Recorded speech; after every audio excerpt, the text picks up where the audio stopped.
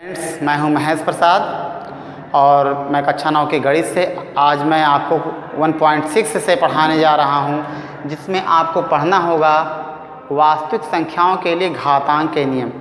घातांक से संबंधित जब भी संख्याएं आती हैं तो उसमें काफ़ी बच्चों की समस्याएं होती हैं। वह समस्या बड़े आसानी से ख़त्म हो सकती है अगर आप इन नियमों को ध्यान से समझते हैं। नियम क्या है? मैंने जितने भी नियम लिखे हैं उसमें ए, बी, एम तथा एन पूर्णांक का इस्तेमाल किया है। आप कोई भी इस्तेमाल कर सकते हैं।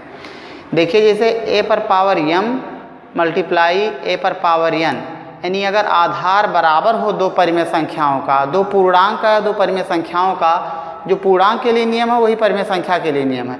अगर आधार बराबर हो तो घात को हम जोड़ देते हैं। जैसे कि 5 पर घात 3 गुणे 5 पर घात 7 हो तो 5 पर घात 3 धन 7 करके, यानी कि 5 पर घात 10 हम कर सकते हैं।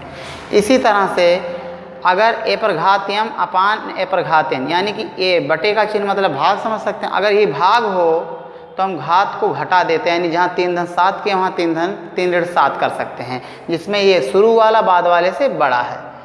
एक पर घात यम और उस पर भी घात एन हो, घात पर घात हो तो घात का हम गुणा कर लेते हैं, यम गुणे एन।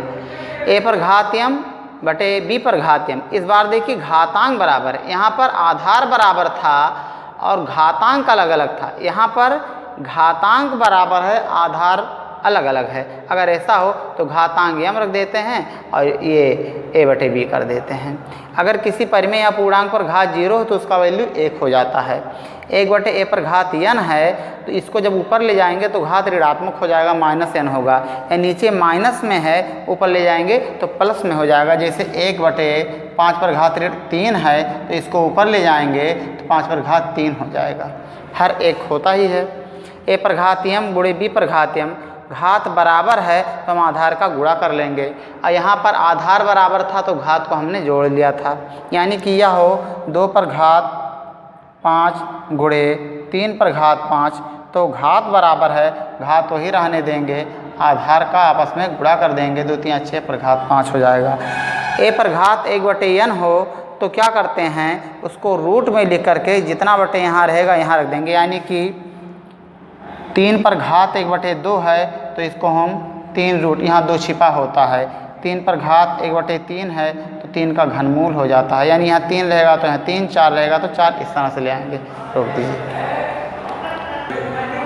तो नियम को समझने के बाद में 1.6 से कुछ क्वेश्चन हम ले रहे हैं। 3 ही क्वेश्चन है, सब में से 1 या 2 क्वेश्चन ले रहे हैं। जैसे कि आपके सामने क्वेश्चन है 64 पर घात 1 बटे 2 है। अब इसको हल करने के लिए घात हटाना होगा, और हटाने के लिए मैंने बताया अगर घात 1 बटे 2 है, इस नियम पर आइए, अगर घात 1 बटे n है तो रूट पर यहाँ n हो जाता है, तो 64 पर घात 1 बटे 2 है तो ये 64 का वर्गमूल हो जाएगा। और 64 का वर्गमूल सबको पता है, 2 दूना 4 दूना 8 दूना 16 दूना 32 दूना 64, 2 2 का पेयर बन गया। हर पेयर से हम निकाल लेंगे संख्या 2 गुणे 2 गुणे 2, और ये 2 दूना 4 दूना 8 आंसर आएगा। अगला 125 पर पावर 1 बटे 3 है तो इसको हम 125 और रूट यहाँ पर कितना 3 लिख सकते हैं, यानी कि हमें इसका घनमूल ज्ञात करना है। घनमूल ज्ञात करने के लिए हम 3 का पेयर बनाएंगे, 5 गुणे 5 गुणे 5, ये पेयर बना, इसमें से 5 बाहर आ जाएगा। अब इसके बाद में अगला है 16 पर पावर 3 बटे 4 है। इसको हम क्या कर सकते हैं, 16 को अगर लिखना चाहें, अगर इस तरह से 1 बटे 2 1 बटे 3 1 बटे 4 1 बटे करके कुछ पावर हो तो उसको करड़ी पर लिखें, लेकिन 2 बटे 4 3 बटे 4 हो तो आप करड़ी में ना लिख करके 16 का पहले गुणनखंड बना लीजिए। 16 को अगर मैं बनाऊंगा तो 2 गुणे 2 गुणे 2 गुणे 2 बनेगा। इस पर पावर 3 बटे 4 है, इसको मैं क्या लिख सकता हूँ, 2 पर पावर 4 और पावर कितना 3 बटे 4। आप नियम इसके लिए समझें कि अगर घात पर घात होगा तो हम घात का गुणा कर देंगे, यानी कि इसको हम लिख सकते हैं 2 पर घात 4 गुणे 3 बटे 4, ये कैंसिल होगा, 2 पर पावर 3 आएगा, इसको मैं 2 गुणे 2 गुणे 2 लिख सकता हूँ, यह 8 आ जाएगा। अगला क्वेश्चन देखिए, आधार बराबर है तो हम घात जोड़ सकते हैं इस नियम का प्रयोग करके। आधार बराबर है तो हम घात 2 बटे 3 धन 1 बटे 5 को जोड़ रहे हैं। आधार वही रहने दीजिए। और भिन्नों के जोड़ में, परिमेय के जोड़ में पता है हर का एलसीएम लेते हैं। 3 5 का एलसीएम 15 हो गया। 3 5 15, 5 5 दूना 10 प्लस 5 से भाग देंगे 15 में 3 बार, 3 एकम 3, तो 2 पर पावर 10 3 13/15 हो जाएगा। ये इसका आंसर हो गया। अब इसके बाद में यह देखिए 1/3 पर पावर 3 और पूरे पर पावर कितना है 7 है। अब हम क्या लिख सकते हैं, एक पर तो जितना चाहे उतना पावर लगा सकते हैं, तो 1/3 और पूरे पर यहाँ 3 गुणे 7 हो जाएगा। 1/3 पर पावर कितना हो जाएगा 21 हो जाएगा। यहाँ देखिए घात बराबर है तो हम आधार का क्या कर सकते हैं, गुणा कर सकते हैं। घात बराबर हो तो आधार का गुणा करेंगे। ए पर घात्यम गुणे बी पर घात्यम, घात वही रहने देंगे, आधार का गुणा कर देंगे।